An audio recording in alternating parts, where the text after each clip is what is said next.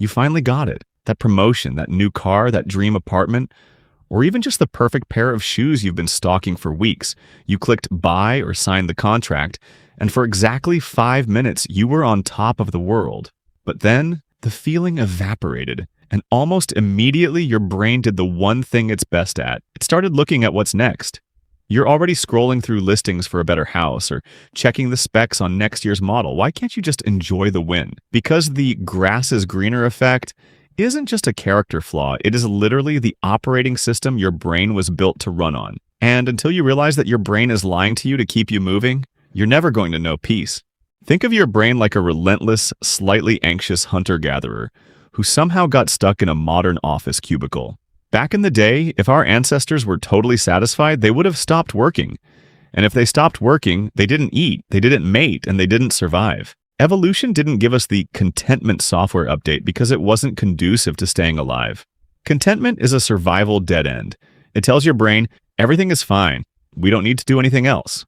But the world doesn't stay fine for long. So your brain evolved a clever trick.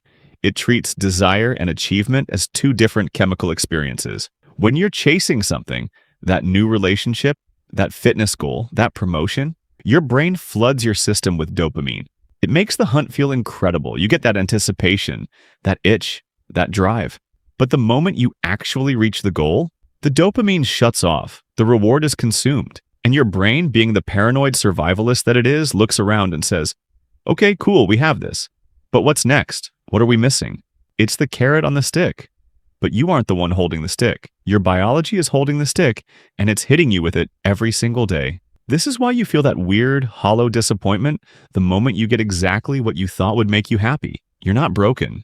You're just experiencing the hedonic treadmill. You ran, you reached, and now the treadmill has reset to 0, and you have to start running again just to feel normal. But here is where it gets worse. It's not just about things, it's about people.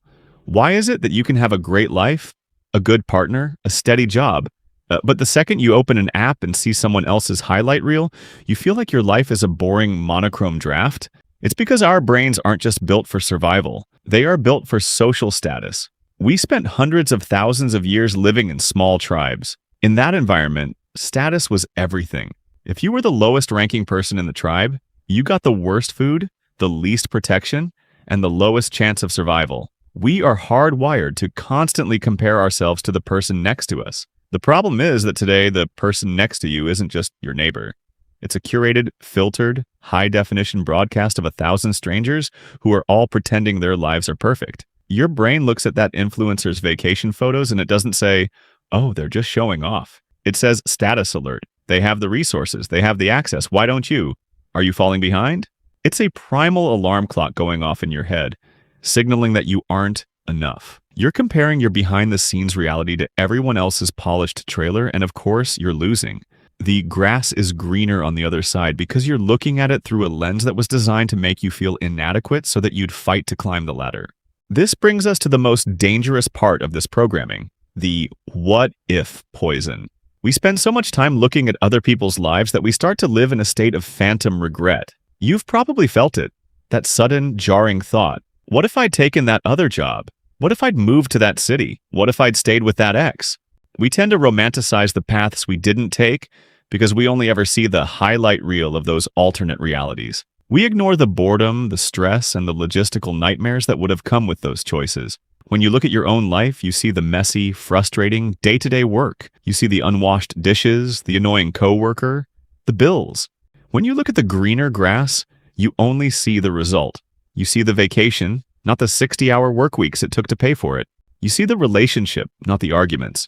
By romanticizing the what if, you're essentially gaslighting yourself. You're devaluing the life you've actually built, which is a life filled with real, tangible human complexity, in favor of a fantasy that doesn't actually exist. And the longer you live in that fantasy, the more resentful you become of your reality. You stop appreciating the soil you're actually standing on because you're too busy staring at a lawn that was painted by someone else. So how do we break this? If your brain is hardwired for dissatisfaction, are you just doomed to be a treadmill runner forever? Not necessarily, but you have to stop playing the game by your brain's default rules. You need a manual override. The first step is realizing that satisfaction is not a destination. Most of us think that if we just get to X, Y, and Z, we'll finally be able to exhale.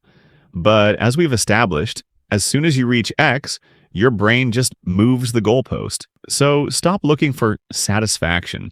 Start looking for engagement. Engagement is different. Satisfaction is a passive state. It's sitting back and waiting for the world to make you feel good. Engagement is active. It's picking a project, a goal, or a relationship, and deciding that the process of doing it is where you want to be. When you focus on the process, the act of writing the book, the act of training for the run, the act of building the house, the dopamine hits come from the small wins, not just the big one at the end. You stop waiting for the finish line to be happy. You learn to enjoy the friction. Now, let's get practical.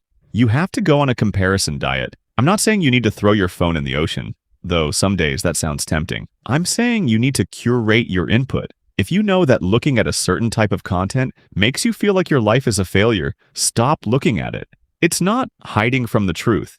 It's protecting your mental bandwidth. Your brain is a filter. It can only process a certain amount of information. If you fill that filter with other people's greener grass, you're never going to have the mental space to water your own lawn. And watering your own lawn is hard work. It's sweaty, it's dirty, and sometimes it feels like it's not growing, but it's yours. Every time you find yourself spiraling into the "they have it better" loop, stop. Ask yourself a very blunt question. Do I actually want their entire life, or do I just want one specific thing they have? Usually you'll realize you don't want their stress, their baggage, their specific problems. You just want the one shiny object they're holding. Once you separate the object from the person, the envy loses its power. There's a strange, quiet power in deciding that the grass is exactly as green as you choose to make it. This isn't just empty motivational fluff. It's an acknowledgement that your brain is trying to manipulate you. When you feel that twinge of envy, that whisper of, "I should be somewhere else," recognize it for what it is. An ancient survivalist mechanism that is completely out of place in your modern life. Don't ignore it. Just acknowledge it. "Oh, that's just my inner caveman.